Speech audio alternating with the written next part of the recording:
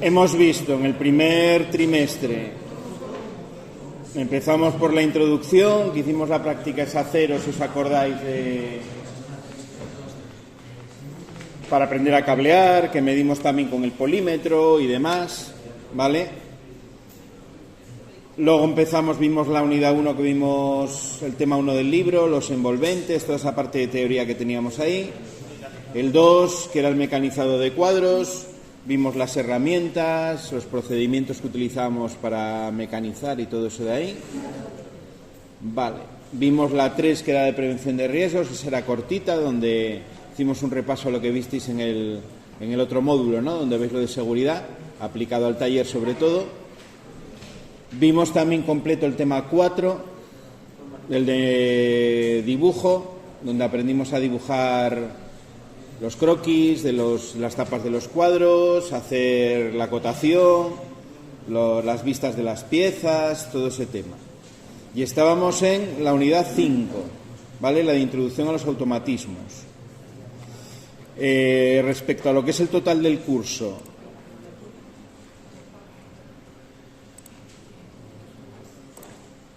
para que os deis una idea de a qué altura estamos.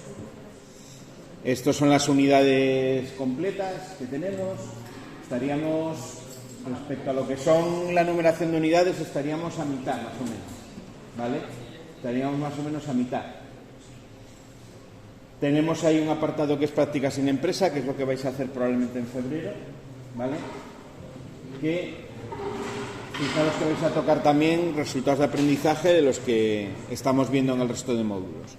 Sobre todo en el tema que estamos ahora, en introducción a la automatización, estamos trabajando con el resultado 4 y el resultado 5, que son los de montaje sobre todo. Configurar circuitos básicos de mando y potencia, saber diseñar los circuitos, saber qué es la marcha, saber qué es el paro, toda esa parte de diseño. Y luego resultado de aprendizaje 5, que es el montaje propiamente dicho, lo que estamos haciendo en las prácticas con ese tipo de circuitos. Entonces, nada, lo que vamos a ver en este tema sobre todo es la parte de diseño de los circuitos de mando, ¿vale? ¿Cómo se diseña un circuito de mando? Que sería lo primero que os podéis preguntar. ¿Es una idea feliz? ¿Tengo que tener mucha imaginación para saber cómo conectar los componentes? Pues realmente no, porque los vamos a conectar siempre de las mismas formas. Vamos a seguir un método para que sea fácil de llegar al resultado que tenemos en cada caso. ¿De qué vamos a partir? Pues vamos a partir de una necesidad de automatización. Estoy, por ejemplo, no sé, en una máquina herramienta. Imaginaos el taladro de columna, que ya muchos lo manejasteis, que tenemos ahí afuera. Ese taladro de columna le damos a mano, ¿no? Yo tengo una rosca, tengo que prender a mano el interruptor con el giro de la broca y la rueda que tengo en el lateral tengo que bajarla yo a mano para que taladre la pieza.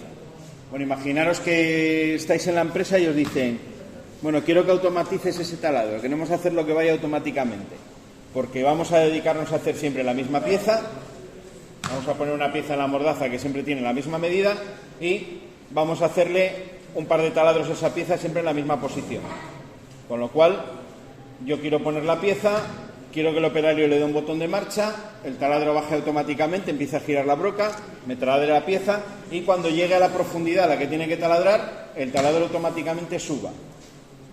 Y al llegar arriba se pare. Es decir, haga los taladros de uno en uno, ¿no? Un ciclo. Lo que sería un funcionamiento que llamamos semiautomático.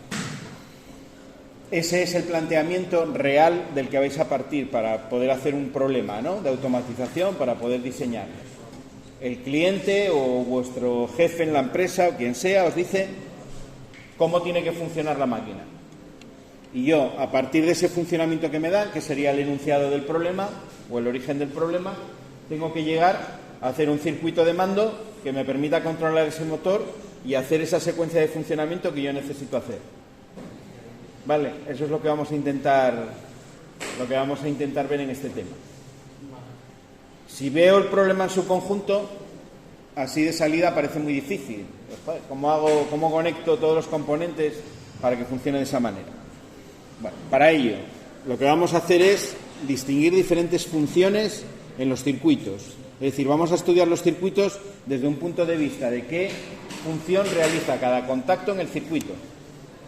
Es decir, yo cuando tengo un pulsador que lo que hace es que al pulsar se inicia el funcionamiento de la máquina, a la función que realiza ese contacto del pulsador la voy a llamar marcha.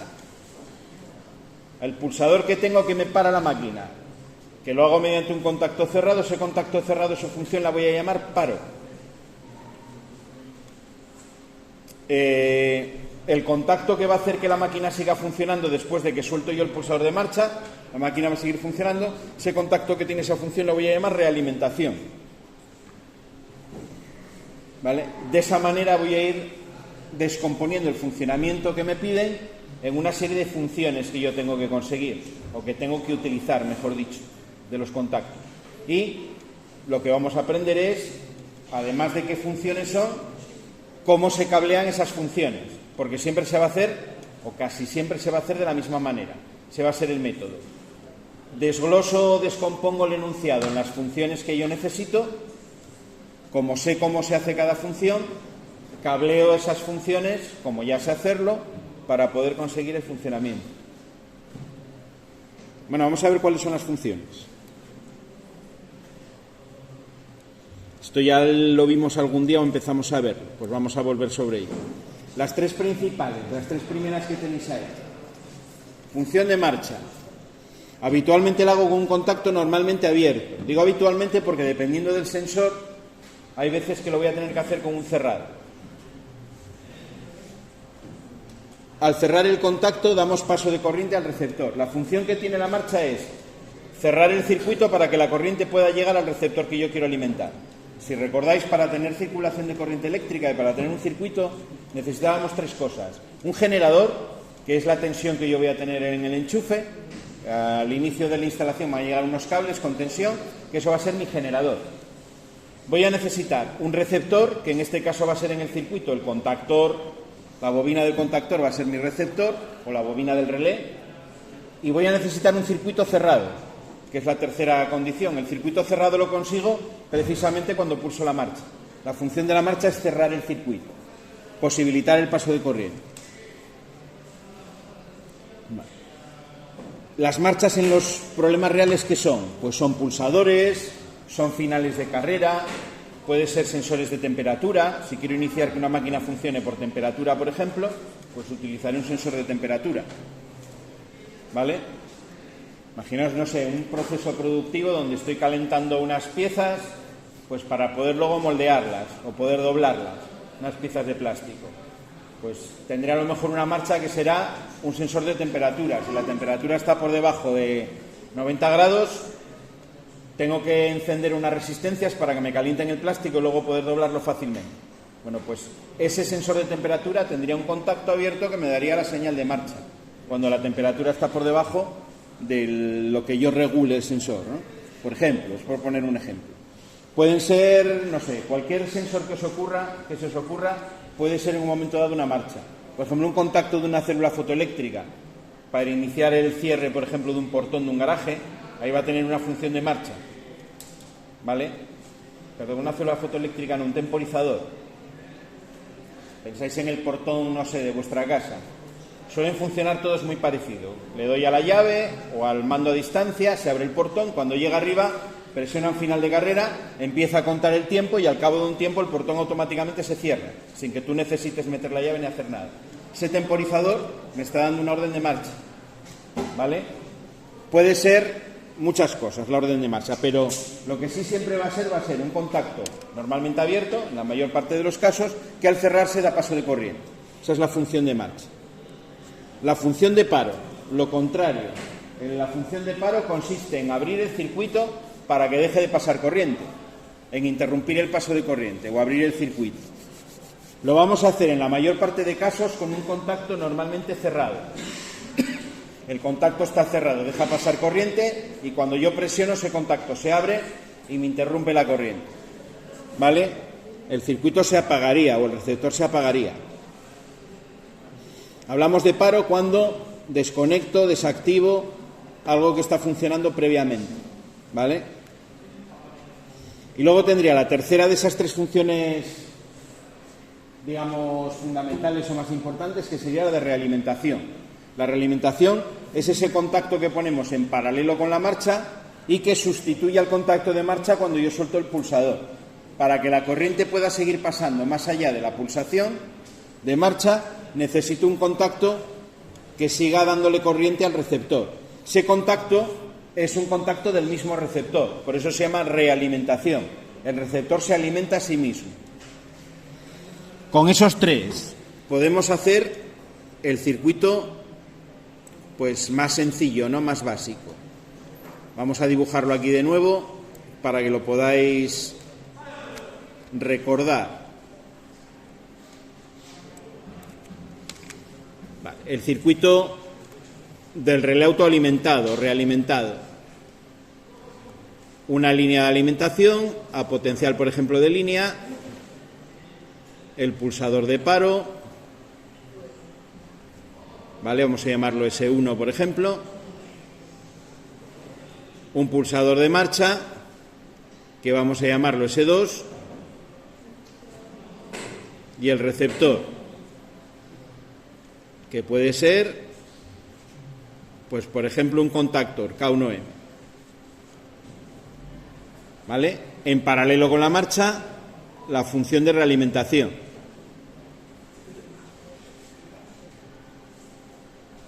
Que es un contacto de K1M.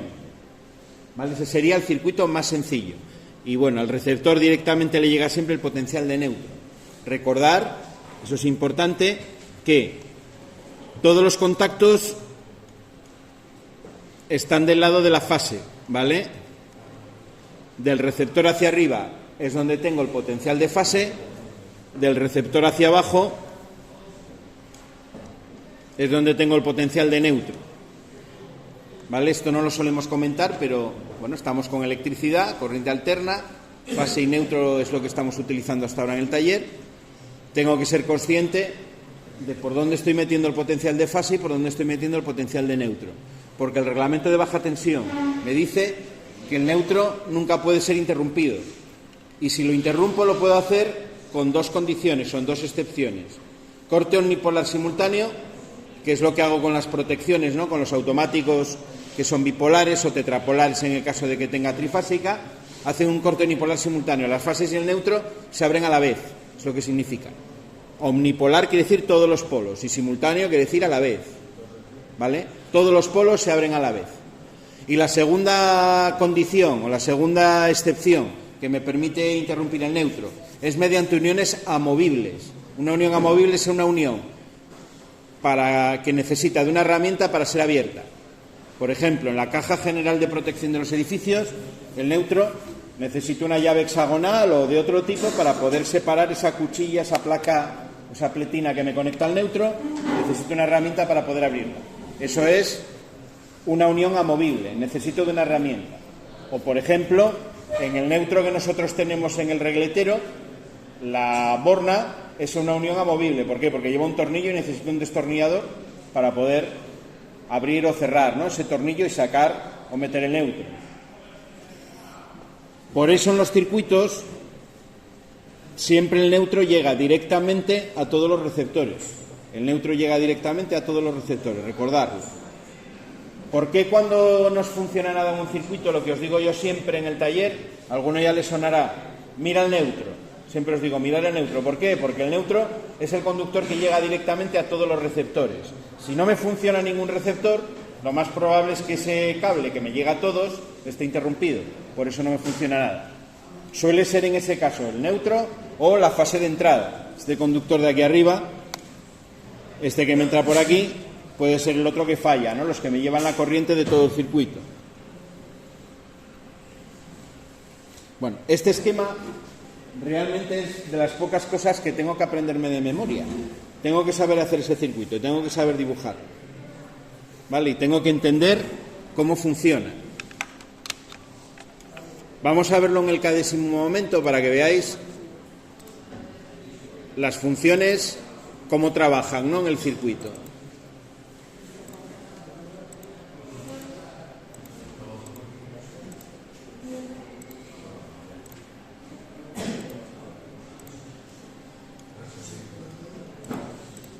Vamos a abrir ese mismo esquema, que lo tengo por aquí por algún lado hecho, creo.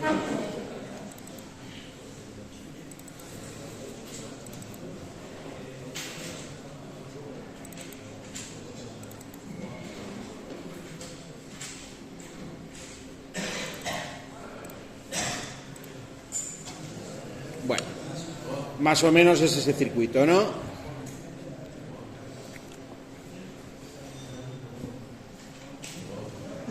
Bueno, pregunta que os hago. De esos componentes que hay ahí, ¿cuál es la marcha? ¿Qué marca tiene la marcha? S2 es la marcha, correcto. Muy bien. Fijaros que S2 está abierto, es un contacto normalmente abierto, que era lo que decíamos que habitualmente teníamos en la marcha, y cuando yo lo cierre me va a poner continuidad en toda esa rama. Toda esa rama va a quedar completamente cerrada. Esa es la función de marcha. Vale, ¿cuál es el paro? Paro sería el S1. Fijaros que es un contacto normalmente cerrado, que en el momento en el que yo lo pulse me va a abrir la rama, me la va a abrir completamente, ¿vale? Y finalmente la realimentación sería el que me queda, ¿no? El K1A. Este contacto 1114 de K1A sería la realimentación. Este que tengo aquí a la derecha, que siempre está en paralelo con la marcha. Lo que hace es sustituir la marcha. Luego en el circuito tengo la bobina de K1A, que es el receptor, y la protección del circuito de mando, que sería Q1. Vamos a verlo funcionar. Conecto la protección para poder tener el circuito en tensión. Le doy al pulsador de marcha. Fijaros que en el momento en el que pulso S2, el circuito se cierra y automáticamente K1A, a través de su contacto, se está dando corriente. Se está dando corriente por esta rama de aquí. ¿Cómo interrumpo la corriente? Con S1. En el momento en el que pulse aquí arriba S1, el circuito se abre y ya no puede pasar la corriente. Cuando suelto S1, nuevamente ya tengo el circuito interrumpido a la altura de la marcha, porque la marcha está sin pulsar, y la realimentación, al desconectar el relé, se desconectó. Esto es lo que vamos a hacer en el 90% de los circuitos. Siempre vamos a funcionar así. Una orden de marcha, una orden de paro, o varias órdenes de marcha y varias órdenes de paro. Y las correspondientes realimentaciones a cada receptor. Venga, otra pregunta que os hago. ¿Cómo hacíamos, que ya lo hemos hecho en el taller, si quiero poner dos marchas? Voy a buscar aquí un pulsador con contacto normalmente abierto, que voy a llamar S3. Y quiero que me dé orden de marcha. ¿Dónde lo ponemos? Venga, ideas. Tengo que verlo en paralelo, vale, pero ¿en paralelo con quién o con qué? No, si lo pongo en paralelo con K1A, bueno, con K1A sí, con el contacto de K1A. Vale, lo pondría por aquí. Puedo ponerlo en ese lado o puedo ponerlo en este lado, me da igual. Realmente donde lo dibuje, me da igual. Voy a ponerlo a la izquierda. Las conexiones en paralelo quiere decir a los mismos puntos. La entrada con la entrada, la salida con la salida. Vamos a conectarlo. Le pongo un conductor de aquí a la borna 2 y del 1.4 a la borna 3. Vale, ya tengo mi segunda orden de marcha. Vamos a probarlo a ver si funciona. Ahora puedo dar marcha desde S2 como daba antes y pararlo, pero si pulso S3, fijaros que hace la misma función. Está a la misma altura del circuito, sigue cerrándome el circuito cuando yo lo pulso, lo que pasa es que en este caso lo cierra más a la izquierda, pero lo cierra igualmente. ¿Vale? Lo que hace la marcha siempre es llevarle corriente al relé, ya sea por aquí, que me vale, o por la izquierda, que también me vale, ¿no? Pulsando aquí también le puedo llevar corriente sin problema. ¿Vale? Y si queremos tener una segunda orden de paro, ¿dónde la ponemos? Bueno, vamos a meter un pulsador con contacto cerrado, que es lo que utilizamos para el paro. y vamos a llamarlo S4. Abajo, ¿no? Venga, ideas, ¿dónde lo podemos poner? Podemos ponerlo arriba de la... Este ya tengo más opciones. Estaba diciendo Sebas, abajo. ¿En abajo a qué te refieres? ¿Entre qué puntos? Entre la borna 3. Entre la borna 3 y... ¿qué otro punto del circuito? Y el K1A, ¿no? Esa es la primera opción, está bien. Si yo separo esto para abajo, vamos a moverlo. Podemos meterlo ahí. Una primera opción es meterlo aquí. ¿Vale? Tendríamos que meterle una borna. En este caso, tal como están, o las bornas que tengo, estarían los dos en el mismo sitio, ¿no? Porque para separarlos me harían falta más bornas. Pero bueno, eso es igual ahora. Le meteríamos ahí una borna, que sería la borna 4 del bornero X1.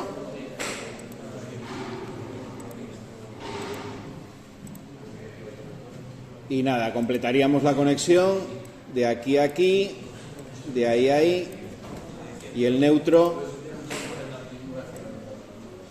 Vale, esto es correcto, es una primera manera de hacerlo. Le doy a marcha y fijaros que ahora sí abro el circuito, da igual que lo abra por arriba o lo abra por abajo, el circuito se para. ¿Vale? El paro lo que tiene es que interrumpir toda la corriente que le llega al receptor. Me da igual que sea aguas arriba o aguas abajo. Donde no lo puedo poner nunca, porque no puedo poner ningún contacto, es en el neutro. Pero todo lo que sea fase por encima del receptor, a la altura que yo considere. El criterio normalmente para ponerlo arriba o ponerlo debajo es el cableado. Si yo tengo que separar los dos puestos de mando, por el tema de las bornas será más económico ponerlo debajo, porque con 3 bornas para un puesto de mando y 3 bornas para el otro me valía. Lo podía poner al lado del S3. Lo podría poner por arriba. También podría haber hecho esto. Vamos a quitar la simulación. Ahí funciona, pero si lo pongo aquí arriba también. En serie. Aquí arriba también funcionaría exactamente igual.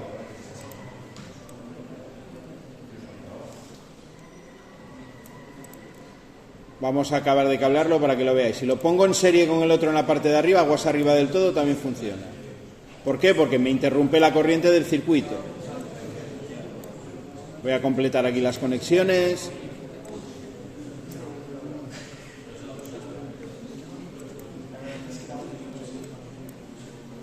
¿Veis ahora que si abro arriba también se para, ¿no? Funciona exactamente igual. Conclusiones de esto, también para los de la derecha de la clase. Las marchas, contactos abiertos en paralelo. Los paros, contactos cerrados en serie. Realimentaciones, contactos abiertos en paralelo con la marcha. ¿Vale? Si me quedo con esas 3 ideas en la cabeza. ¿El último cuál era? Realimentaciones, contactos abiertos en paralelo con la marcha. Lo que tengo que tener en la cabeza es un esquema como este. Ese es el que yo tengo que recordar, de memoria, digamos, o tengo que saber hacer. Porque a partir de aquí, lo que os decía antes, yo sí del problema sé sacar cuáles son las condiciones de marcha, cuáles son las condiciones de paro, cuáles son las entradas y cuáles son las salidas, o cuáles son los sensores y cuáles son los receptores, ya tengo el problema casi resuelto. ¿Vale? Por ejemplo, vamos al problema del taladro, por pensarlo así rápidamente. Lo vamos a resolver ese problema, ¿eh? Me habían mandado que yo ese taladro lo haga de manera automática. Entonces, lo primero, ¿cómo hago para detectar que el taladro está encima o está debajo? ¿Está arriba del todo o está abajo del todo? Le tengo que poner 2 finales de carrera. Los finales de carrera que tenéis en el tablero, esos de color negro que tenéis en la derecha, sirven para eso. Yo en la máquina se lo pondría para que cuando la parte móvil llega arriba, lo presione y le dé la señal de parada. Pondré otro debajo. Cuando la pieza esté taladrada completamente, a la altura que el taladro llegue a taladrar la pieza, le pongo otro para que toque en él y me lo pare. ¿Vale? Ya tengo 2 componentes de entrada que me van a servir para detectar la posición. También se podría poner un sensor, ¿no? Puedo poner un final de carrera, podríamos utilizar un sensor inductivo también, como son elementos metálicos son los que tengo en la máquina, el detector inductivo detecta metales y me sirve exactamente igual. Bueno, que el final de carrera, por ejemplo, de arriba del todo, cuando está subiendo el taladro, ¿qué función creéis vosotros que tendría en ese automatismo? La situación es, el taladro está subiendo de manera automática, él solo, está subiendo hacia arriba. Cuando llega arriba va a presionar el final de carrera. Ese final de carrera, ¿qué función tendrá en el automatismo? ¿Va a ser una marcha? ¿Va a ser un paro? Sí, lo digo bien alto, que te oigan los que están charlando. Un paro. El taladro llega arriba, presiona el final de carrera y le da la orden de parada a la máquina. La máquina se tendría que parar. ¿Vale? ¿Qué función tendría, por ejemplo, el final de carrera que está debajo? Estoy taladrando la pieza y cuando la pieza está taladrada del todo, la broca atraviesa, por ejemplo, la pieza, se presiona el final de carrera. ¿Qué función tendría ese final de carrera? ¿O qué funciones?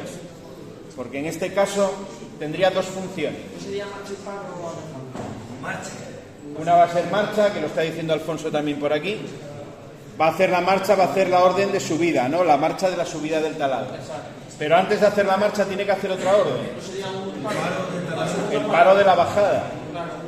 Puede ser el paro de la bajada, puede ser el paro de la bajada y del taladrado, aunque normalmente en uno de esos taladros tú la broca haces que siga girando para que se libere mejor de la pieza, para que no se atasque. Puedes hacer que gire en sentido contrario, sería también haciéndolo un poco más complicado. Pero bueno, va a hacer dos cosas: paro de la bajada y marcha de la subida. Eso como mínimo. Un componente que tiene dos funciones. ¿Por qué puede hacer dos funciones distintas? Porque va a tener dos contactos. Uno para la marcha abierto y uno cerrado para el paro, de la orden correspondiente. Eso es lo que vamos a tener que hacer en el diseño. Pensar en cómo funciona la máquina e identificar estas funciones. Venga, vamos a seguir con las funciones. Vamos a ver las otras dos.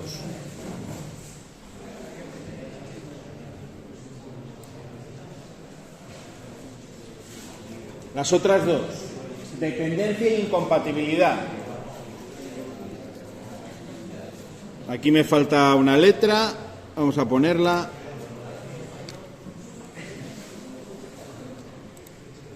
Y aquí me sobra una. Así. Dependencia, esto lo hicimos en la práctica 6, puede ser. Práctica 6. Estudiamos la dependencia. ¿Os acordáis qué era la dependencia? Dependencia de un relé y de otro, sí. Cuando tengo dos relés que son dependientes, ¿qué es? Que depende uno del otro. Vale. Depende uno del otro. Si es dependiente es porque depende. ¿Pero en qué consiste la dependencia? A nivel de los contactos, ¿cómo hago yo una dependencia con contacto? Si os acordáis en la práctica 6, lo que poníamos era el relé 2, un contacto abierto del relé 1 en serie. De tal manera que si el 1 no funciona, el 2 no puede funcionar. ¿Os acordáis de eso? No, no os acordáis. En un primer momento hacíamos, a ver si lo dibujo por aquí, hacíamos esto. Teníamos el K1A con su circuito por arriba, el que sea, y tenía aquí el K2A.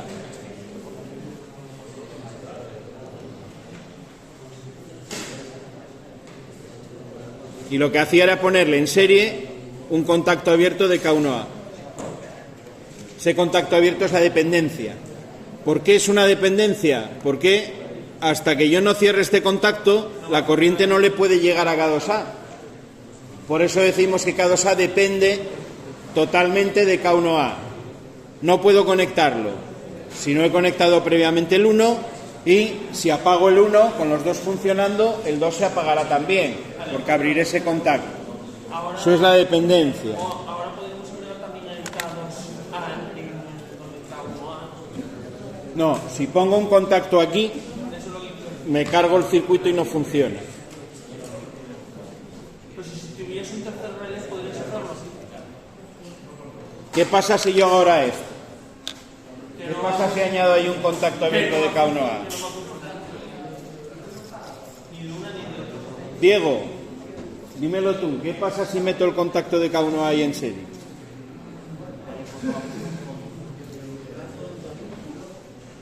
Dependientemente de lo que tenga aquí arriba, aquí tendría una marcha, un paro.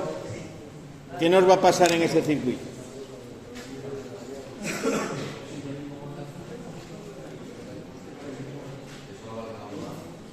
Solo va el K1A. ¿Estáis de acuerdo o estáis en desacuerdo con esa...?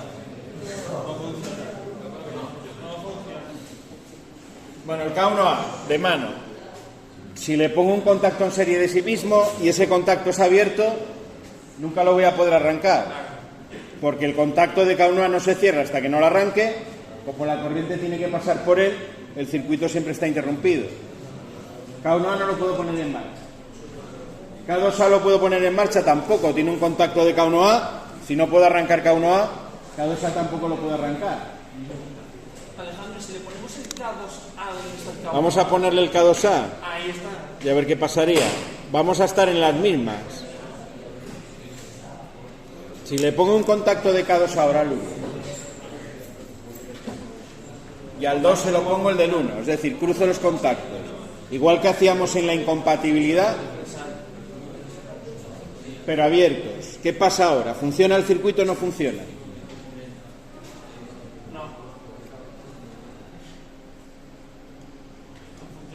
¿Puede llegar corriente al 1? Al 1 le pongo la condición de que tiene que estar funcionando el 2. Y al 2 le he puesto la condición de que tiene que estar funcionando el 1. Entonces No puede funcionar ninguno de los dos. tendría que tener contacto cerrado, ¿no? Uno de los dos. Si uno depende, el 2 depende del 1 y el 1 depende del 2, uno por otro, como ninguno puede funcionar primero, si no está funcionando el contrario, al final ninguno puede funcionar.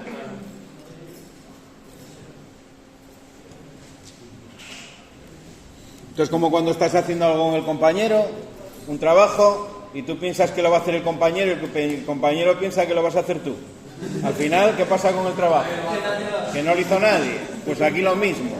Si el 2 depende del 1 y el 1 depende del 2, al final no puede funcionar ninguno de ellos. La dependencia siempre va a ser solamente de uno hacia el otro. Es decir, si quiero generar una dependencia del 2 respecto al 1, lo que haré será poner un contacto del 1 en serie con el 2. Si quiero que la dependencia sea al revés, si quiero que el 1 dependa del 2 en vez del 2 del 1, lo que haré será poner aquí el contacto del 2 y aquí cerrar el circuito. ¿Vale? Esa sería la dependencia del 1 respecto del 2. ¿Para qué se utiliza en la práctica una dependencia? Imaginar, por ejemplo, una bomba de taladrina de una máquina herramienta. La taladrina es un aceite que se utiliza para lubricar el elemento de corte de la máquina cuando estás mecanizando, para que no se rompa, no se recaliente, etcétera. Yo puedo hacer en los circuitos de mando de esa máquina que la bomba de taladrina dependa del funcionamiento de la máquina, del funcionamiento del útil de corte, del motor de corte. ¿Por qué? Porque yo no quiero estar echando aceite en la máquina si la máquina no está funcionando, estoy desperdiciándolo y es completamente inútil. Entonces puedo hacer que la bomba de taladrina dependa de que esté funcionando el otro receptor. ¿Vale?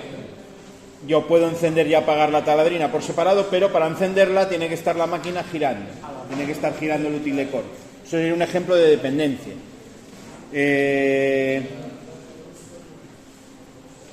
Más ejemplos de dependencia, donde puede hacer una máquina que dependa una cosa de la otra.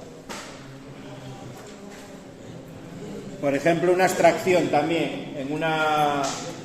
Imaginaos una máquina que produce viruta, por ejemplo, una máquina que sierra madera, o que taladra madera, o que hace algún tipo de... Bueno, la madera genera un montón de viruta. El extractor de esa viruta puedo hacer que dependa del funcionamiento de la máquina, de la sierra. Si no estoy cortando, el extractor no quiero que funcione. Quiero que funcione solamente cuando está funcionando la sierra. Creo una dependencia. Esa dependencia se hace con ese contacto abierto. Es la cuarta función que nos va a aparecer así bastante en los circuitos. Y tendríamos la última, que es la quinta, que es la incompatibilidad. La incompatibilidad es que si un receptor está funcionando previamente, el segundo no puede funcionar. Es lo contrario de la dependencia. Dos receptores que son incompatibles nunca pueden funcionar al mismo tiempo. Dos receptores incompatibles no pueden funcionar al mismo tiempo. ¿Vale? Por ejemplo, tengo una instalación de bombeo con dos bombas. Solo necesito bombear con una bomba, es decir, no van a funcionar nunca las dos a la vez. Y lo que hago es que sean incompatibles de tal manera que si está funcionando una, la otra no pueda funcionar. Pues luego podría hacer que entrasen de manera alternada, ¿no? Para que funcionen algún tiempo las dos y el mantenimiento sea similar. Pero bueno, podría ser una aplicación de incompatible. Otra aplicación que siempre vamos a tener de la incompatibilidad, cuando tengo un motor con doble sentido de giro. El doble sentido de giro del motor, vamos a ver en el tema siguiente, que lo hago con dos contactores. Uno para el giro a derechas y otro para el giro a izquierdas. Si yo meto esos dos contactores al mismo tiempo, lo que hago en el circuito de fuerza es un cortocircuito. Ya lo veréis por la manera en la que está cableado. Entonces siempre tengo que evitar que los dos contactores entren a la vez. ¿Cómo consigo que no puedan entrar nunca a la vez? De varias formas. Una de ellas, mediante la incompatibilidad. La incompatibilidad se hace poniendo un contacto cerrado de un receptor en serie con el otro receptor con el que lo quiero hacer incompatible. Si quiero hacer los dos incompatibles entre sí, contactos cerrados en serie con la bobina del otro contactor, del contrario, como tenemos aquí dibujado, ¿no? En K1M tiene en serie un contacto de K2M y K2M tiene en serie un contacto cerrado de K1M. De esa manera son incompatibles. ¿Que está funcionando K1M? Me abre la rama del K2M, con lo cual no le puede llegar corriente. ¿Que está funcionando previamente K2M? Me abre la rama de K1M y no le puede llegar corriente. Eso es la incompatibilidad. En el ejemplo que estábamos poniendo del taladro, ese circuito va a necesitar una incompatibilidad. ¿Por qué? Porque la subida y la bajada del taladro la voy a conseguir con un motor con doble sentido de giro. Entonces, tengo que hacer que la bajada del taladro sea incompatible con la subida del taladro, que no puedan funcionar nunca a la vez, porque si meto los dos contactores a la vez hago corto y estropeo la máquina. ¿Vale? Esas 5 funciones me permiten resolver la mayor parte de todos los montajes que vamos a hacer, sea cuales sean las condiciones de funcionamiento. Me permiten resolver el portón del garaje que vamos a hacer. Me permiten resolver unas instalaciones de bombeo que vamos a hacer. Me permitirían resolver el taladro. No sé, cualquier problema, máquinas, herramientas, se basan todos esos circuitos de mando cableados en esas 5 funciones.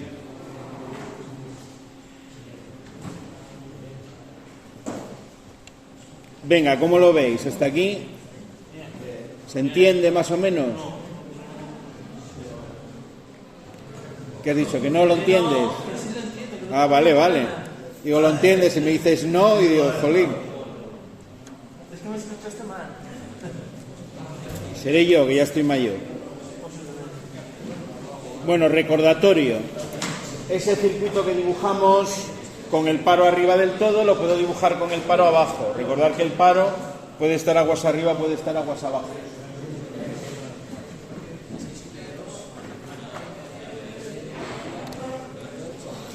Bueno, tema que ya sabéis en parte y que vamos a seguir viendo mañana. El tema de los contactos y la simbología. Aquí en este tema, cuando diseñamos, ya tenemos que tener en cuenta, como tenéis en los esquemas del taller, la numeración correcta de los contactos. Ya habréis visto, ya habéis notado cómo los contactos de mando, que son los que hemos manejado hasta ahora, tienen 2 cifras, ¿vale? Tienen una primera cifra, la de las unidades, que me indica el tipo de contacto del que se trata.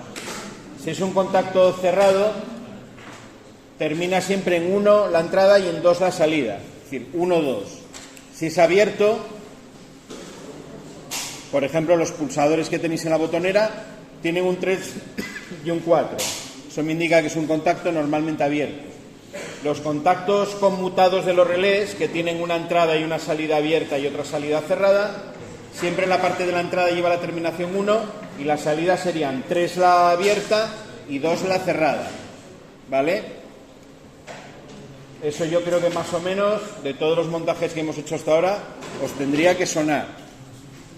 A la hora de diseñar un esquema, en el KDSIMU, cuando yo meto los contactos, tengo que numerarlos de acuerdo a cómo están en el componente, que va a ser esa numeración, ¿vale? Para que el que cablee ese esquema sea capaz de identificar ese borne en el componente físico que está cableando. Va a haber más numeraciones, por ejemplo, este que tenéis aquí.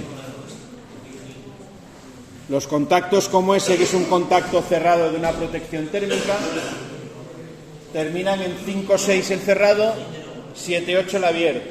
Eso pasa en contactos que tienen funciones especiales, de los que vamos a ver nosotros, en los térmicos y en los temporizadores. Tienen esa numeración. Y en el térmico, la cifra de las decenas empieza en 9. Los contactos del térmico son 9,5, 9,6, 9,7, 9,8. ¿Por qué? Porque en la parte de fuerza pueden ser hasta tetrapolares y puede llegar hasta el 8 la numeración. Para no confundir, la numeración de mando empieza en el 9. Es una cuestión de evitar confusiones. En los temporizadores, por ejemplo, que nosotros utilizamos, que tienen un contacto conmutado, la numeración suele ser 1,5 para la entrada, 1,6 para la salida cerrada, 1,8 para la salida abierta. Vamos a empezar a ver mañana también todos estos símbolos, ¿vale? Vamos a ir aprendiéndolos a medida que los vamos a ir viendo.